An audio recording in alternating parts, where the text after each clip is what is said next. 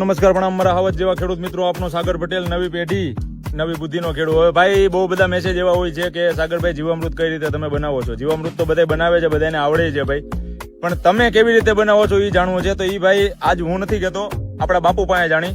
પપ્પા, આપણે કઈ રીતે જીવામૃત બનાવે બધાને સમજાવો ને જરાક. જીવામૃત તો 200 લીટર પાણીનું જે બેરેલ હોય એમાં 175 લીટર પાણી ભરવાનું, 25 લીટર ઉપરથી ખાલી રાખવાનું. એની અંદર 15 લીટર દેશી ગાયનું ગૌમૂત્ર નાખવાનું, 10 કિલો ગાયનું ગોબર નાખવાનું, 1.5 કિલા જેટલો ગોળ નાખવાનો. 2 કિલા નાખો તો પણ ચાલે. રાફડાની માટી અથવા તો કોઈ વડલા ઝાડ નીચેની માટી હોય, એમ રાફડાની માટીથી શું થાય? એમાં સજીવ બેક્ટેરિયા હોય, જ્યાં ક્યારેય પણ દવાનો છંટકાવ કરેલો ન હોય તો જ એમાં ઉધઈ રાફડો બનાવી શકે. કોઈ પ્રકારની કેમિકલ પેસ્ટિસાઇડ છાંટેલી ન હોય તો જ ત્યાં ઉધઈ હોય. 100%. અથવા તો વડલો કે પીપળા નીચેની માટી એ પણ આપણે 1 મુઠ્ઠી જ લેવાની, વધારે નહીં. અને પછી બેસન નાખવાનો, ચણાનો લોટ એ 1 કિલો નાખવાનો. આ 200 લીટર બેરલ નું પ્રમાણ છે. એ બધું મિશ્રણ કરી અને પછી એને 200 લીટરના બેરલ ની અંદર નાખી દેવાનું. અને નાખ્યા પછી તમારે લાકડીનો ડંડો લઈ અને ઘડિયાળનો કાંટો હાલે એ દિશામાં તમારે 5 મિનિટ સવાર ને 5 મિનિટ સાંજે હલાવવાનું. બરાબર. અને ઉપર તમારે કોટન નું કપડું અથવા તો કોથળો લઈને ઉપરથી એને ઢાંકેલું રાખવાનું અને છાયામાં રાખવાનું.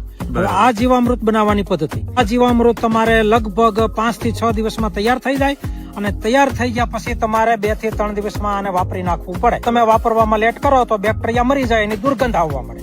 અને આમાં મીઠી સુગંધ આવે. આમાં મીઠી સુગંધ આવે બની જાય. એટલે આ પ્રોસેસ બનાવવાની છે. બરાબર. ઓકે, હાલો કરી દો બધાને આમ મળી પછી. એ રામ.